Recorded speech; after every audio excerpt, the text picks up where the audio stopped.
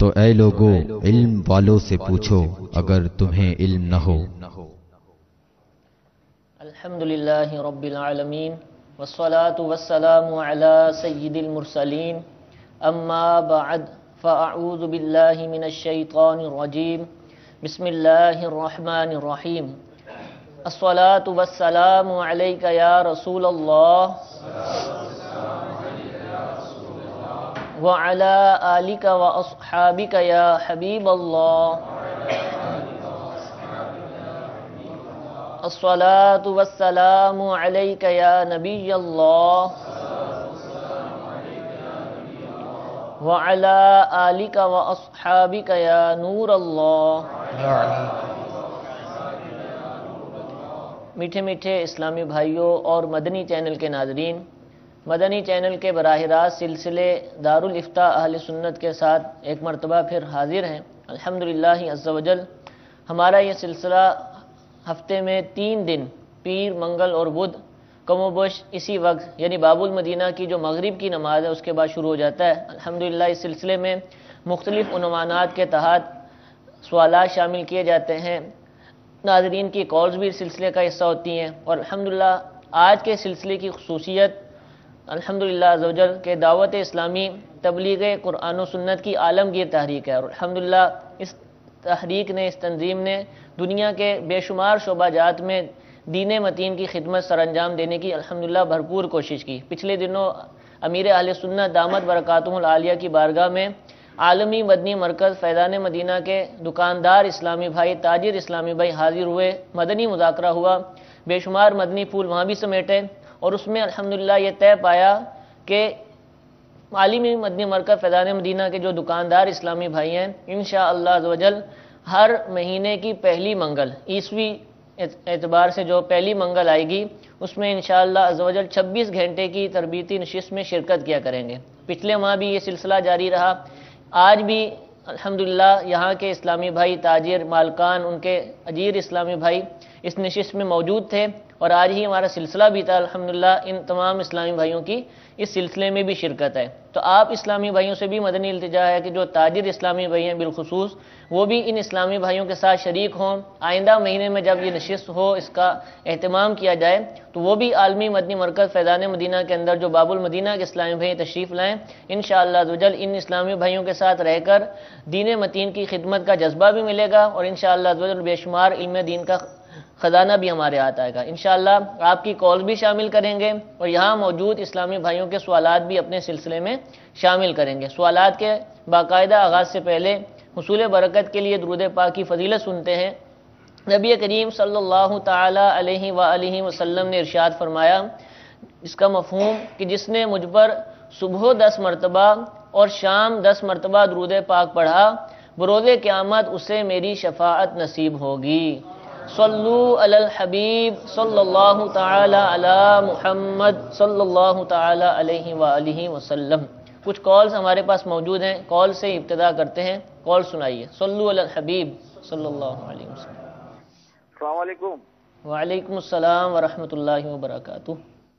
شہزاد علی بات کر رہا ہوں کراچی سے۔ جی حضرت، مجھے سوال کرنا تھا کہ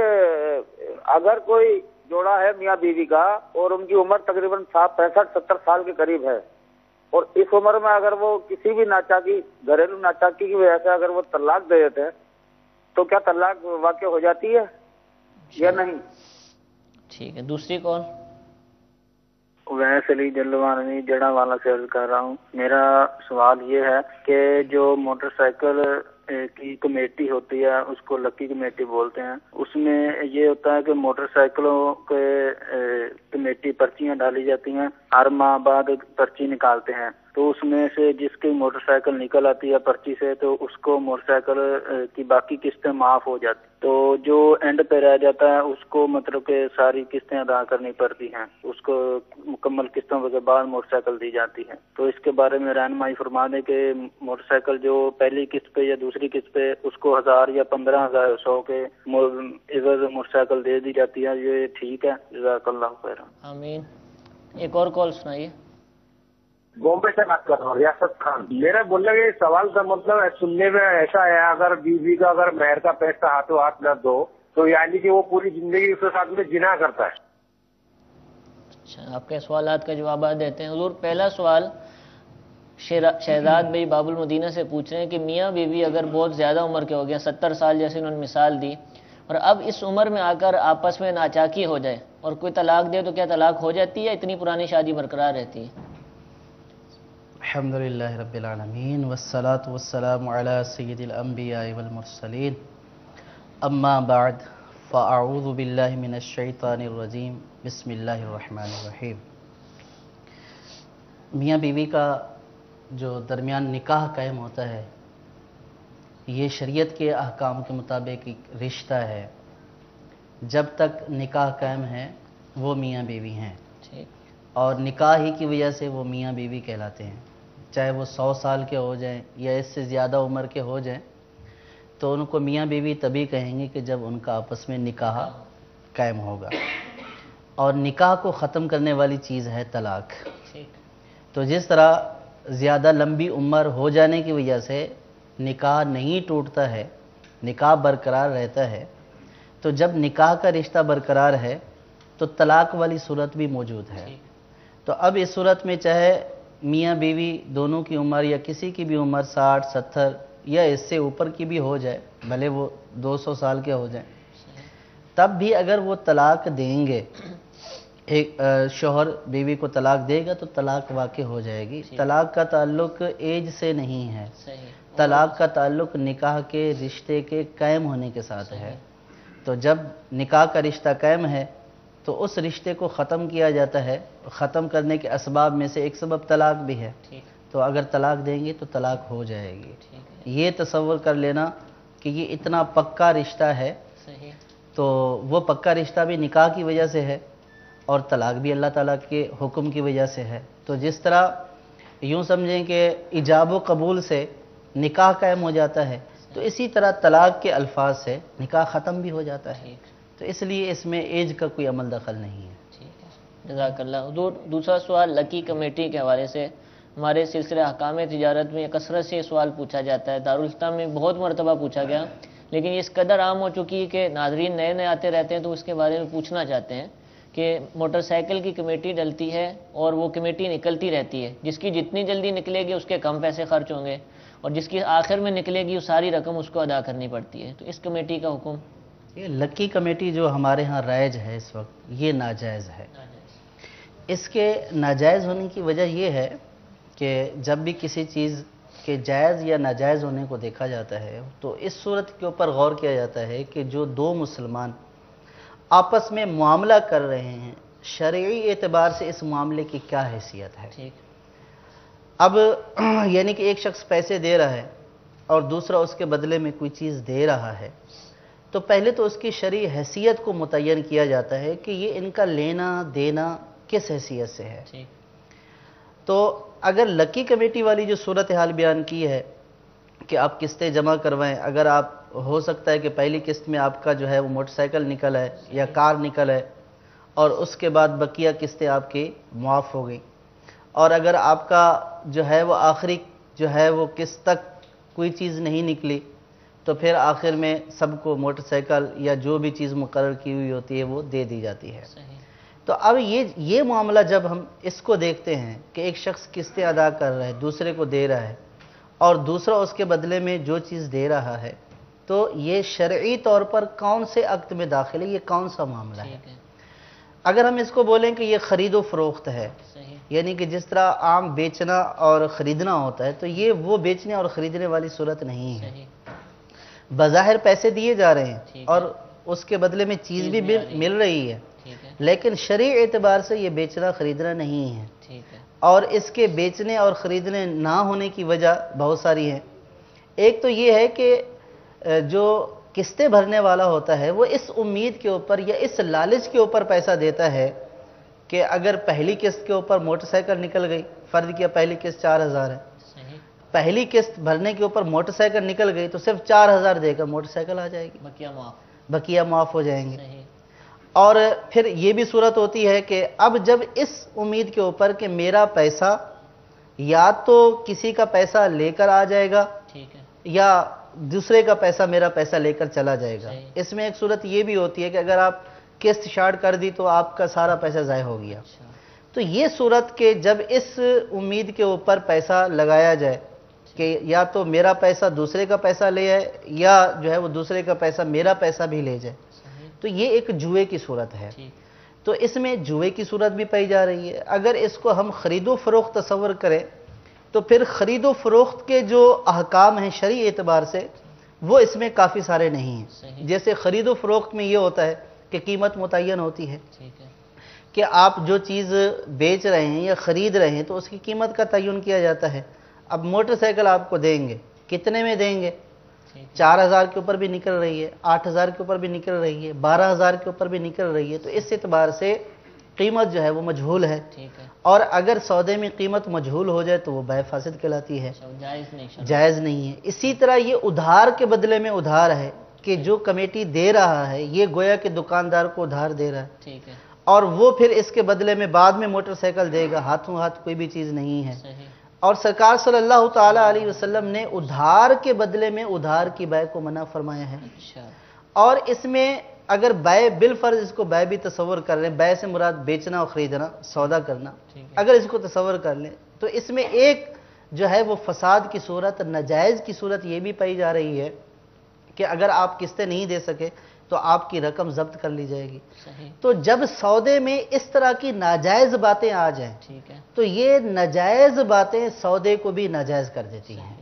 تو اس اعتبار سے یہ جو لکی کمیٹی والا معاملہ ہے یہ جوئے میں بھی آتا ہے، اور یہ بیع تو اصلاً ہے ہی نہیں، اور اگر بیع تصور کر لیا جائے تو اس میں بیع کے فساد کی کافی صورتیں پائی جا رہی ہیں، تو اس لیے یہ جائز نہیں ہے۔ جزاک اللہ۔ مدنی چینل کے ناظرین، آپ نے دیکھا کہ بظاہر ایک خرید و فروخت کا معاملہ ہے، اس کو موٹر سائیکل چاہیے اور اس کو پیسے بھی دے رہا ہے اور اس کے بدلے میں چیز بھی مل رہی ہے۔ بظاہر تو عقل کے مطابق صحیح ہوگا اور کئی لوگوں کا فائدہ بھی ہوتا ہوگا، لیکن شرعاً یہ جائز نہیں۔ آپ نے سنا کہ جوا ہے، یعنی لوگ عام طور پر یہ سمجھتے ہیں کہ جوا وہ ہوتا ہے کہ جو جوے کے نام پر ہوتا ہے، کہ کسی جوے کے اڈے پر گئے اور وہ کھیلا تو وہ جوا، حالانکہ ایسا نہیں۔ جیسا کہ ہم نے اس جواب میں بھی سنا کہ آپ خرید و فروخت کر رہے ہیں، اس میں بھی جوے کی صورت پائی جا رہی ہے، تو ہمیں اس لکی کمیٹی سے بھی بچنا چاہیے، اور اس کے علاوہ بھی اس طرح کی جو معاملات، یہ جو یعنی مختلف قسم کے جو صورتیں بنائی جاتی ہیں خرید و فروخت کے بازار میں، ان کو کرنے سے پہلے یا ہم خود کرتے ہیں یا اس میں ہم مبتلا ہونا چاہتے ہیں تو کسی عالم سے، کسی مفتی سے اس کے بارے میں ضرور رہنمائی لیں۔ یہ نہ ہو کہ ہم اپنی طرف سے تو اپنا ایک مسئلہ حل کر رہے ہیں، ہمیں کوئی چیز خریدنی ہے لیکن بظاہر شرعی طور پر وہ ناجائز طریقے سے خریدیں یا ناجائز طریقے سے بیچیں، اور یہ ایسا کرنا بالکل درست نہیں ہے۔ ضرور اگلا سوال یہ تھا کہ سنا ہے کہ اگر بیوی کو فوراً مہر ادا نہ کیا تو ساری عمر جب تک مہر نہیں کرے گا تو وہ زنا کرنے والا کہلائے گا، تو کیا یہ درست ہے؟ جہاں تک مہر کا تعلق ہے کہ مہر نکاح میں مقرر کیا جائے گا، اور اگر نہ بھی مہر مقرر ہو تب بھی مہر ادا کیا جائے گا، نکاح درست ہو جائے گا بغیر مہر مقرر کیے بھی۔ صحیح۔ اور پھر مہر کی دو قسمیں ہوتی ہیں، ایک وہ ہوتا ہے کہ جس کی ادائیگی فوراً کرنی پڑتی ہے، ٹھیک ہے، اس کو معجل کہا جاتا ہے عین کے ساتھ،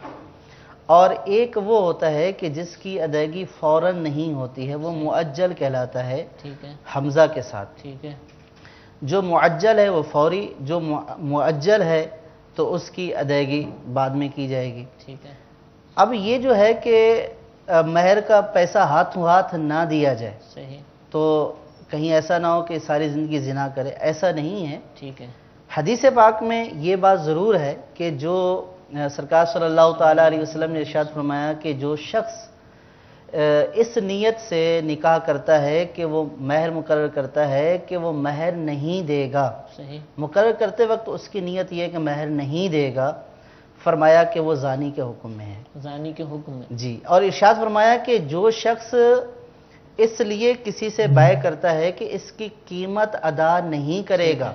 یہ نیت ہے اس کی کہ میں خرید رہا ہوں لیکن قیمت نہیں دوں گا، یہ خائن ہے، اور ارشاد فرمایا کہ خائن آگ میں ہے۔ تو اب یہ جو حدیث پاک ہے کہ جو مہر ادا نہ کرنے کی نیت سے مہر باندھے تو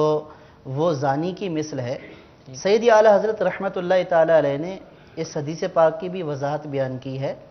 فرمایا کہ یہ اس صورت میں ہے کہ جب مہر مقرر کرنے والا مہر کو ایک لغو رسم سمجھتا ہے، اور یہ سمجھتا ہے کہ مہر مقرر کرنا کوئی چیز نہیں ہے، ٹھیک ہے، اور اللہ تبارک و تعالیٰ کا حکم نہیں ہے. تو اس اعتبار سے جو اس کو لغو سمجھتے ہوئے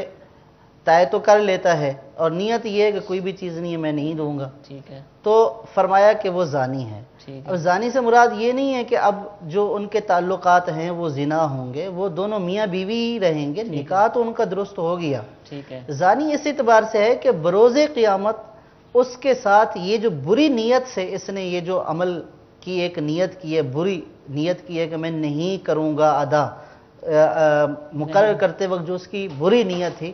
اس بری نیت کی وجہ سے اس کے ساتھ جو سلوک کیا جائے گا وہ زانیوں والا کیا جائے گا. اس سے یہ ہرگز نہ سمجھا جائے کہ اگر کسی کی نیت نہیں ہے تو دونوں میاں بیوی ہی نہیں ہوئے, نکاح ہو گیا اور ان کا تعلق بھی زنا نہیں کہلائے گا, لیکن اس بری نیت کی وجہ سے بروز قیامت اس کے ساتھ زانیوں کی مثل سلوک کیا جائے گا. تو اس اعتبار سے بھی دیکھنا چاہیے کہ مہر یہ عورت کا حق ہے اور شریعت نے اس کو واجب قرار دیا ہے. تو نیک نیتی کے ساتھ, ادائیگی کی نیت کے ساتھ مقرر کرنا چاہیے, اور یہ پوری نیت ہونی چاہیے کہ میں ادا کر دوں گا. اور اگر فوراً ادائیگی ہے تو دیکھیں پھر یہ عورت کا حق ہے, کیونکہ مہر عورت کے لیے مقرر کیا جاتا ہے. اب اگر فوری ادائیگی ہے تو یعنی یہ طے پہ کہ فوری ادا کیا جائے گا, تو اگر وہ فوری ادا نہیں کر رہا تو عورت اپنے آپ کو روک سکتی ہے, یعنی یہ کہہ سکتی ہے کہ میں اس وقت تک رخصت نہیں ہوں گی یا آپ کے گھر نہیں آؤں گی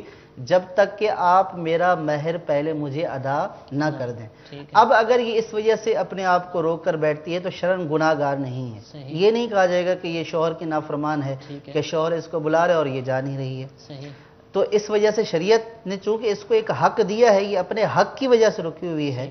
تو اس صورت میں اس کو روکنے کا حق حاصل ہے. اب یہ تو یہ والی صورت تھی کہ عورت کا حق تھا. اب اگر عورت چاہے معاف بھی کر دے, لیکن بہت سارے لوگوں کی یہ ایک تصور بنا ہوا ہے, کنسیپٹ ہے کہ مہر تو معاف کرانا ہوتا ہے نا, بعد میں کروا لیں گے. پوچھ رہے ہوتے ہیں کہ وہ معاف کب کرانا ہوتا ہے. اچھا, تو یہ بھی پوچھ رہے ہوتے ہیں کہ کیونکہ وہ اس کے ذہن میں ڈالا جاتا ہے. اچھا, اب ایک اس کی وجہ یہ بھی ہے کہ لڑکی والوں کی طرف سے ڈیمانڈ ہوتی ہے بہت زیادہ, اور وہ اس لیے بہت زیادہ کرتے ہیں کہ اگر یہ کل طلاق دے دے یا دینے کا ارادہ کرے تو زیادہ مہر کی وجہ سے یہ پھنسا رہے, نہ اس کے پاس پیسے ہونے ہیں نہ اس نے طلاق دینی ہے. تو اس اعتبار سے لوگ زیادہ مہر مقرر کرتے ہیں, بلیک میلنگ, ایک طرح کی اٹکا کے رکھنے کے لیے. ان کی ایک ذہنیت ہے, نیت ہوتی ہے یہ. اور بعض صورتوں میں اس لیے بھی ہوتی ہے کہ سامنے والے میں کچھ شکوک و شبہات ہوتے ہیں, اگرچہ کہ رشتہ کرتے وقت اس طرح کے شکوک و شبہات نہیں ہونے چاہیے, تو اس نیت سے کرتے ہیں. تو اب جب اس نیت سے کرتے ہیں تو وہ یہ نیت ہوتی ہے کہ چلو لڑکی والے بول رہے ہیں اتنا مہر ہوگا, مقرر کر لیتے ہیں, تو لڑکی تو اپنے گھر ہی آنی ہے نا, تو بعد میں اسے معاف کرا لیں گے. تو وہ پھر پوچھ رہے ہوتے ہیں کہ معاف نہیں کرانا, کب معاف کرانا ہوتا ہے. تو یہ ذہنیت درست نہیں ہے. یہ معاف کرانے کا سوال کرنا بھی یہ بھی سوال ہے, یہ بھی جو ہے وہ درست نہیں ہے. تو اس لیے نیک نیتی کے ساتھ مہر مقرر کرنا چاہیے, اور مہر کی ادائیگی عورت کو کر دینی چاہیے کہ جو شریعت نے اس کو حق دیا ہے, یہ اگر تھوڑا سا اس کے پاس چلا جائے گا اور وہ بھی یوں چلا جائے گا کہ آپ نے خود مقرر کیا ہے, تو اس لیے اس کو روکنا نہیں چاہیے, اس کی ادائیگی کر دینی چاہیے. ٹھیک ہے, جزاک اللہ. آئیے مدنی چینل کے ناظرین, یہاں موجود اسلامی بھائیوں کے سوالات اپنے سلسلے کے اندر شامل کرتے ہیں.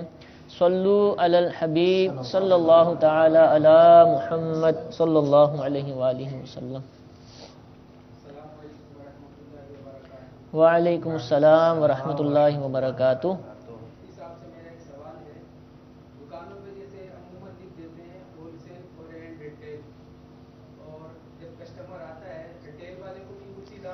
یہ حضور سوال دوبارہ کیجیے گا, آواز نہیں گئی, سوال دوبارہ آپ اپنا دہرائیے گا. مفتی صاحب سے میرا سوال ہے, دکانوں پر عموماً یہ کیا جاتا ہے ہول سیل اینڈ ریٹیل, یعنی کہ ہول سیل والے کو بھی اسی دام میں وہی چیز دی جاتی ہے اور ریٹیل والے کو بھی اسی دام میں چیز دی جاتی ہے, تو ایسا کرنا کیسا ہے؟ ٹھیک ہے, جزاک اللہ. سوال انہوں نے پوچھا کہ دکانوں پر لکھا ہوتا ہے ہول سیل اینڈ ریٹیل, یعنی ہول سیل پر بھی مال ہے اور ریٹیل پر بھی, لیکن جب بیچا جاتا ہے تو ایک ہی دام پر سب کو فروخت کیا جا رہا ہوتا ہے, تو ایسا کرنا کیسا؟ دیکھیں, یہ تو دکاندار کی چیز ہے, وہ جس بھی بھاؤ پر بیچے باہمی رضامندی کے ساتھ، وہ بیچنا تو جائز ہے، لیکن اب مسئلہ یہ ہے کہ جس نے لکھا ہوا ہے صحیح، تو اس میں بہت سارے لوگ اس لیے آتے ہیں کہ یہاں پہ ہول سیل کے اوپر بھی مال ملتا ہے، تو ہول سیل پر خریدنے کی وجہ سے سستا ملے گا، ٹھیک ہے، اور ریٹیل پر جو ہے وہ جس طرح عام طور پر خریداری ہو رہی ہوتی ہے اسی طرح، تو وہ دکاندار بھی آتے ہوں گے کہ یہ ہول سیل کی شاپ ہے تو یہاں پہ کچھ نہ کچھ ہمیں رعایت مل جائے گی اور آگے ہمیں فائدہ ہو جائے گا۔ ٹھیک ہے، تو اب اگر وہ سب کو ایک ہی، یعنی کہ ایک چیز 20 روپے کی ہے ریٹیل میں، اب کوئی ہول سیل کے لیے آتا ہے تو اس کو بھی 20 دے رہا ہے، حالانکہ وہ اس اعتبار سے آیا ہے کہ یہ لکھا ہوا ہے کہ ہول سیل کے اوپر بھی یہاں چیزیں دی جاتی ہیں، مراد یہ کہ 18 کی دے گا ٹھیک ہے، اور میں ریٹیل میں آگے اس کو 20 کی بیچوں گا، صحیح، لیکن اس کو بھی وہ 20 کی دے رہا ہے ٹھیک ہے، اور دوسروں کو 20 کی دے رہا ہے، یہ دینا تو جائز ہے، صحیح، یہ باہمی رضامندی سے ہو رہا ہے، لیکن اس طرح لکھ کر لوگوں کو دھوکہ دینا جائز نہیں ہے ٹھیک ہے، کہ یہ ایک دھوکے کی صورت ہے کہ لوگ آ رہے ہیں کہ جناب ہول سیل میں مجھے سستا ملے گا ٹھیک ہے، اور میں ریٹیل پر جو ہے جو عام مارکیٹ میں بیک رہا ہے اس کے اوپر بیچوں گا، ٹھیک ہے، لیکن وہ پھر ایک ہی سب کے ساتھ برتاؤ کرتے ہیں، ٹھیک تو ہے، اس اعتبار سے لینے والے کو بھی اذیت پہنچتی ہے، تکلیف ہوتی ہے کہ جب اس نے ہول سیل کے اوپر بھی ریٹیل والے پرائس مجھ سے لینے ہیں تو پھر یہ لکھے ہوئے کا فائدہ کیا ہے؟ ٹھیک ہے، تو یہ ایک دھوکے والی صورت ہے، اور اگر اس نیت سے لکھا ہے تو پھر تو یہ واقعی مسلمانوں کو دھوکہ دینا اور خیانت ہے، اس سے توبہ کرے ٹھیک ہے، اور جو لکھا ہوا ہے اس کے مطابق کرے تاکہ اس کی دکانداری بھی پھلے پھولے، ورنہ یہی کہا جائے گا کہ بھئی یہ دھوکے باز ہے، اوپر کچھ لکھا ہوا ہوتا ہے ٹھیک ہے، اور جب خریدنے جاؤ تو چیز اتنے کی دیتا ہے۔ ٹھیک ہے، اور بعض اوقات یہ بھی ہو سکتا ہے کہ بعض لوگ یوں بھی لیتے ہیں نا کہ دکان لے لی اور اس کے اوپر پہلے سے بورڈ لکھا ہوا ہے ہول سیل ریٹیل، صحیح، تو وہ ان کو مٹانے کی فرصت نہیں ملتی ہے، تو وہ جیسا بورڈ لگا ہوا ہے تو ویسا ہی لگا ہوا ہے، تو اب اگر اس کی یہ نیت نہیں تھی اور بورڈ کے اوپر اس کی توجہ نہیں گئی ہے ٹھیک ہے، اور لوگ اس وجہ سے آ رہے ہیں تو اس میں اس کو دھوکے دینے والا بھی نہیں کہیں گے، صحیح، لیکن دکانوں کے بورڈوں کے اوپر اور لکھائی کے اوپر جی، اور یہ جو اشتہار چھاپے جاتے ہیں صحیح، یہ بھی ایک مارکیٹنگ کا ایک ذریعہ ہے ٹھیک ہے، کہ اشتہار اس لیے چھاپا جاتا ہے، پرائس لکھے ہوتے ہیں صحیح، 2999، ٹھیک ہے، تو اب وہ دیکھنے والا 2000 کو وہی دیکھ نظر رہا آتا ہوتا ہے، ٹھیک ہے، تو وہ کہتا ہے یار 2999 اور ایک جگہ لکھا ہوا ہے 3000 روپے، ٹھیک ہے، تو وہ 2 کے فگر کو دیکھ رہا ہے اور 3 کے فگر کو، اور یہ مارکیٹنگ کا ایک فن ہے جی جی، کہ بھئی 2000 لکھ دو تو ایسے جو اچھوتی نظر میں دیکھیں گے بولیں گے کہ یار 3000 یہاں ہی تو جاتے ہیں، 1 روپیہ واپس بھی نہیں کرتے ہیں، وصول 3000 ہی کیے تو جاتے ہیں، یہ نہیں کرنا چاہیے، ٹھیک ہے، اور یعنی کہ اس طرح دھوکہ دہی نہیں کرنی چاہیے، ٹھیک ہے، معاملہ فیئر ہونا چاہیے، صحیح، یعنی اپنے یہ جو اس طرح کے ہینڈ بل وغیرہ اس طرح کی چیزیں تقسیم کرتے ان کے اوپر بھی غور کرنا چاہیے، بلکہ یہ بھی کسی عالم سے چیک کروا لیں تو بہتر ہے، ہاں کوئی جھوٹ کی صورت جھوٹ نہ ہو جائے، دھوکہ دینا، مسلمانوں کو دھوکہ ٹھیک ہے، دہی کی صورت نہ ہو جائے، جو ایڈورٹائز کے جو بھی ذرائع ہوتے ہیں، شاپرز ہوتے ہیں، ان کے اوپر لکھا ہوتا ہے صحیح، 50% سیل، 50% جو ہے وہ آپ کو کم دیا جائے گا، 80% جو ہے وہ 80% کے اوپر بیچا جائے گا، 20% آپ کا آف ہو جائے گا، اب اس میں قیمت بڑھا کر اسی قیمت کے اوپر، ٹھیک ہے، تو یہ ایک چلاکی، ہوشیاری یا مارکیٹنگ جو ہمارے ہاں ایک رواج بن گیا ہے، اگر مارکیٹنگ کے ایسے اصول کہ جس سے مسلمانوں کو دھوکہ ہوتا ہے صحیح، اور وہ دھوکے کی وجہ سے پھنس جاتے ہیں تو یہ بھی جائز نہیں ہے، تو لہٰذا یہ معاملہ فیئر ہونا چاہیے۔ ٹھیک ہے، اپنی دکانوں پر لکھی گئی تحریروں پر غور کرنا چاہیے۔ امیر اہل سنت کا ایک بیان بہت پہلے فرمایا تھا کہ دکانوں پہ لکھا ہوتا ہے، عموماً مثال تو یاد نہیں کہ آٹا، چینی، چاول دستیاب ہے، حالانکہ جب لینے جائیں تو آٹا نہیں ہوتا یا چینی نہیں ہوتی، تو امیر اہل سنت ترغیب ارشاد فرماتے ہیں کہ یہ نہ لکھا جائے دستیاب ہے، بلکہ یوں لکھا جائے کہ آٹا، چینی، چاول طلب فرمائیں، اب وہ ہوگا تو آپ کو دے دیا جائے گا، نہیں ہوگا تو اس طرح کے جملے جو ہے جھوٹ کی طرف اشارہ کرتے ہوں یا جھوٹ ہوں، مفتی صاحب ارشاد فرمائیں گے تو ان سے پرہیز کیا جائے۔ تو جو بھی تحریر لکھیں ایڈورٹائز کے لیے اپنا دکان کا جو معاملہ ہو تو اس کو بھی اگر کسی عالم کو، کسی مفتی کو دکھا دیں گے تو انشاءاللہ عزوجل یہ تحریر بھی درست ہو جائے گی اور آپ کے کاروبار میں بھی انشاءاللہ عزوجل برکت ہوگی۔ ایک اور سوال یہی موجود اسلامی بھائیوں کا شامل کرتے ہیں، صلو علی الحبیب صلی اللہ تعالی علی محمد صلی اللہ علیہ وسلم۔ اللہ برکاتہ۔ مفتی صاحب سے میرا سوال یہ ہے، دکاندار کی فروخت کردہ چیز اور گاہک کی خرید کردہ چیز کو واپس لینے کے لیے کیا مدنی پھول ہوں گے؟ इरशाद फरमाएं। ठीक, जज़ाकल्लाह। के दुकानदार ने जो चीज़ फरोख्त कर दी और इसी तरह ग्राहक वापस करता है तो उसके हवाले से मदनी फूल इरशाद फरमाएं। यानी चीज़ जो वापस करने के लिए आते हैं ग्राहक, खरीदी हुई उसके चीज़ बारे में वापस नहीं की सल्लु जाएगी। अलल हबीब। सल्लल्लाहु तआला अला मुहम्मद सल्लल्लाहु तआला अलैहि वसल्लम। ये भी एक सूरत है कि चीज़ खरीद कर गया और वो वापस करना चाहता है। ठीक है। तो अब वापस करने के लिए एक असूल तो ये है कि अगर उस चीज़ में ख़रीदते वक्त, जिस वक्त ख़रीदी थी वो चीज़, उसमें कोई ऐब था ठीक, और इसको उस ऐब के बारे में बताया नहीं गया, सही, या ये साबित हो जाए कि ये ऐब वाकई जिस वक्त ख़रीदा गया था उसी वक्त से मौजूद था, अगरचे दुकानदार को पता नहीं था लेकिन चीज़ में ऐब मौजूद ठीक था, है, और वो ऐब ऐसा है कि जो कीमत को कम कर देता है, सही, तो इस सूरत में ख़रीदने वाले को शरीयत ने वैसे ही अख्तियार दिया है कि वो इस चीज़ को वापस अगर करना चाहे ठीक तो है। उसको अख्तियार है कि वो ऐब, ख्यार ऐब इसको बोलते हैं, ठीक है, यानी ऐब की वजह से इसको अख्तियार दिया गया है कि ये चीज़ को वापस कर ले और अपनी जो अदा करदा कीमत है उसको वापस ले ले। भले लिखा हुआ हो खरीदी हुई चीज़ भले वापस लिखा हुआ हो कि खरीदी हुई चीज़ वापस नहीं की जाएगी, जब वो चीज़ खरीदने आया था, ऐब वाली चीज़ तो नहीं खरीदने आया था ना, और ऐब भी ऐसा जो कीमत को कम कर रहा है, सही, और ये भी साबित हो कि ये उसी वक्त ऐब था जिस वक्त खरीदा जो गया दुकानदार के पास जी। अब उसके पास भले लिखा हुआ है यूं ठीक कि है। भाई खरीदी हुई चीज़ यूं वापस नहीं करेंगे, ये भी एक मुहावरा लिखा हुआ होता है, ठीक है, तो इस सूरत में भी वापस की जा सकती है, बल्कि अगर वो वापस करने आया तो दुकानदार के ऊपर लाजिम है कि इसको वापस करे और इसकी कीमत दे दे। ठीक है, और हाँ, अगर ये जो खरीदी हुई चीज़ वापस नहीं होगी, ये एक सूरत ये हो सकती है कि दुकानदार ऐब की बराअत कर दे यूं ठीक है, कि ये चीज़ है, ये इसमें ऐब है नहीं है, ये आपके सामने है, ठीक है, आप इसको देख लें, ठीक है, अगर आपने ख़रीदनी है तो इतने में मैं बेच रहा हूँ, ठीक है। अगर नहीं खरीदनी तो आपकी मर्ज़ी। पीछे से पैक आई है भाई आपके सामने, आपको लेनी है तो ले जी, और मैं वापस नहीं लूँगा फिर। ठीक है, इस सूरत में अगर बरात कर देता है ठीक है, कि भाई ये चीज़ आपके सामने है, इसको आप देख लें ठीक है, और फिर मैं वापस नहीं लूँगा, ठीक है, इस सूरत में वापस नहीं की जा सकती। ठीक है, यानी कि अगर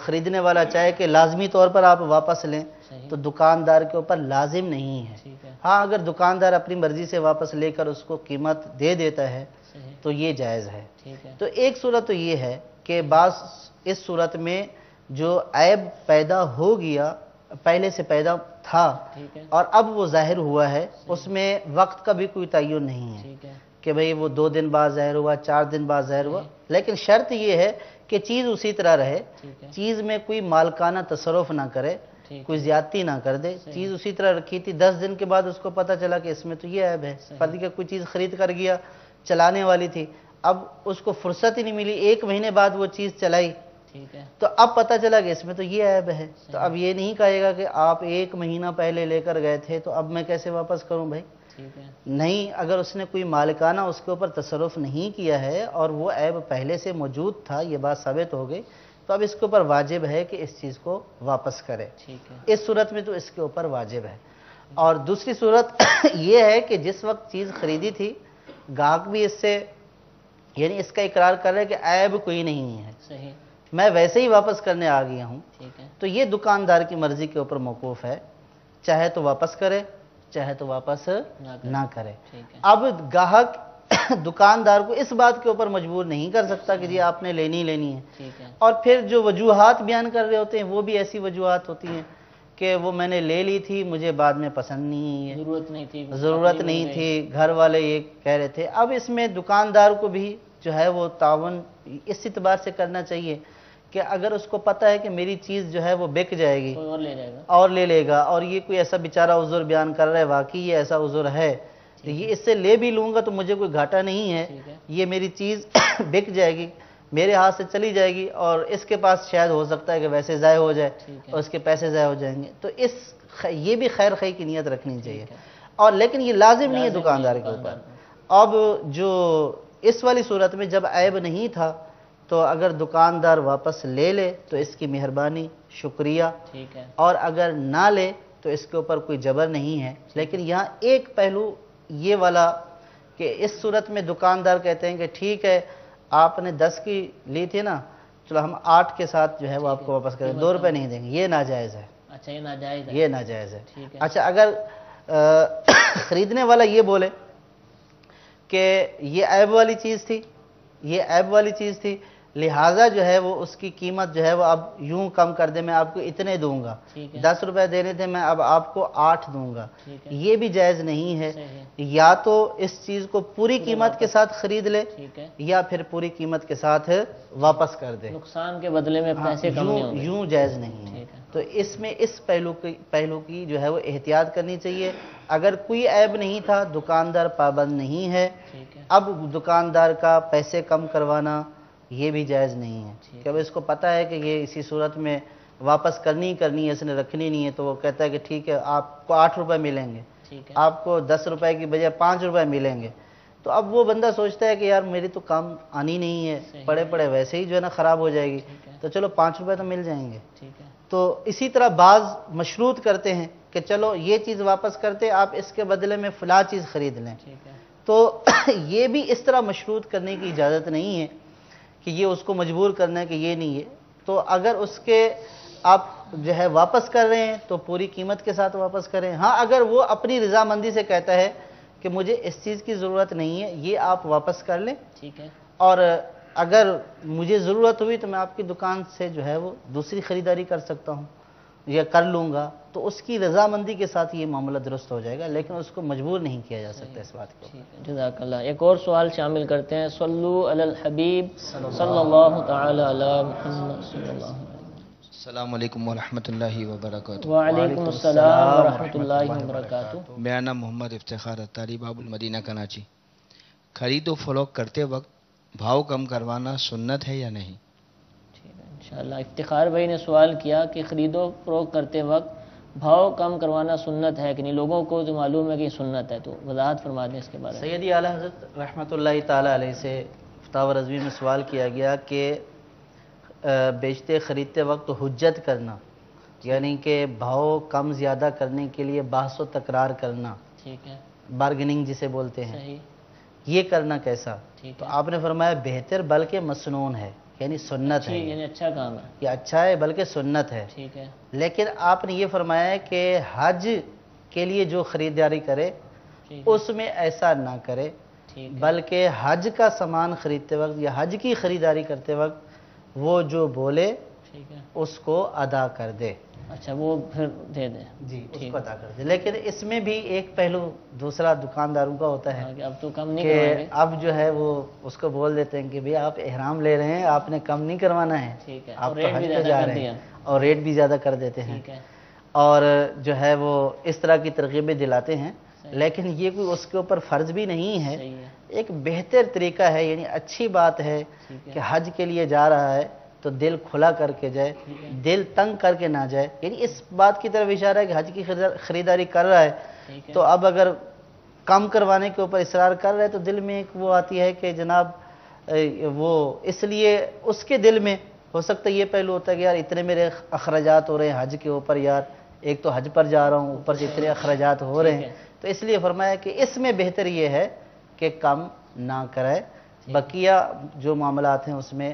خریداری کرتے وقت بحث و تکرار کرنا اور ریٹ کم زیادہ کرانا یہ سنت ہے۔ ٹھیک حضور، یہ دکانداروں کے حوالے سے کہ یہ ان کو پتہ ہے کہ گاہک کم کروائے گا، تو یہ مقررہ ان بازاری ریٹ سے کچھ اوپر بیان کر سکتے ہیں؟ دیکھیں یہ ان کی چیز ہے، ٹھیک ہے، ان کو تو شرعاً اس بات کے اوپر مجبور نہیں کیا جا سکتا کہ جی آپ 10 روپے ہی بولیں،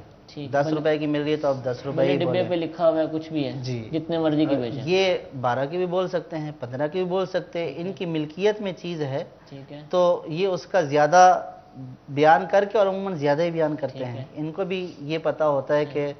اس نے ضرور بولنا ہے کہ کچھ کم کریں ہی کریں، ٹھیک ہے، تو اس لیے وہ بھی زیادہ اس اعتبار سے بولتے ہیں کہ چلو یہ 5-10 روپے کم کر کے تھوڑا احسان بھی کر دیں گے، دکانداری بھی ہو جائے گی ٹھیک ہے، اور نفع بھی ہو جائے گا، ٹھیک ہے، تو یہ بتانے میں زیادہ ریٹ بتانے میں تو خیر کوئی حرج نہیں ہے، اور یہ کر سکتے ہیں، ان کی ملکیت کی چیز ہے، اس کا باہمی رضامندی سے جتنا بھی چاہتا ہے کر لے۔ ٹھیک ہے، جزاک اللہ۔ ایک اور سوال شامل کرتے ہیں، صلو علی الحبیب صلی اللہ تعالی علی محمد صلی اللہ علیہ وآلہ وسلم۔ السلام علیکم ورحمۃ اللہ وبرکاتہ۔ وعلیکم السلام ورحمۃ اللہ وبرکاتہ۔ میں محمد ناصر رضا اتاری، نورانی پرفیوم سے میرا تعلق ہے۔ میرا سوال مفتی صاحب سے یہ ہے کہ اگر کسی اجیر کو ہم فارغ کرنا چاہیں تو ہمیں شرعی طور سے اس کو کتنے ٹائم پہلے اطلاع دی جائے تاکہ اس کی بھی دل آزاری بھی نہ ہو اور بآسانی وہ خوشی چلا جائے؟ ٹھیک ہے، السلام علیکم وعلیکم السلام ورحمۃ اللہ وبرکاتہ۔ ناصر بھائی نے سوال کیا کہ کسی اجیر یعنی امپلائی جو ہوتے ہیں کام کرنے والے، ان کو فارغ کرنا ہو تو کتنا عرصہ پہلے اس کو بتا دینا چاہیے، یا پھر اسی طرح اس نے اگر چھوڑنا ہو تو اس کو کتنا عرصہ پہلے دکاندار کو بتانا چاہیے کہ میں جا رہا ہوں؟ اس میں یہ دیکھیے کہ عموماً تو کانٹریکٹ ہوتے ہیں یا عرف کے اوپر ہوتا ہے کہ ان کا جو ملازمت ہوتی ہے، جو مدت ہوتی ہے کہ بھئی آپ کو 1 سال کے لیے رکھا۔ ٹھیک ہے، بڑی بڑی کمپنیوں میں تو کانٹریکٹ ہوتے ہیں، ٹھیک ہے، اور چھوٹی چھوٹی دکانوں کے اوپر جو ہے وہ 1 ہفتے کے لیے بھی رکھا جاتا ہے، 1 مہینے کے لیے بھی رکھا جاتا ہے، مخصوص ایام مخصوص ایام کے لیے بھی رکھا جاتا ہے۔ تو اب اگر رکھتے وقت کوئی مدت طے کی ہے، اور مدت طے کرنا ضروری بھی ہے، اچھا، رکھتے وقت مدت طے کی ہے، یا وہ مدت یوں طے کہ خود طے ہے یا معروف ہے ٹھیک ہے، کہ بھئی 1 مہینے کے لیے اجارہ ہوتا ہے، صحیح، تو اب جو نکالنا ہے یعنی کہ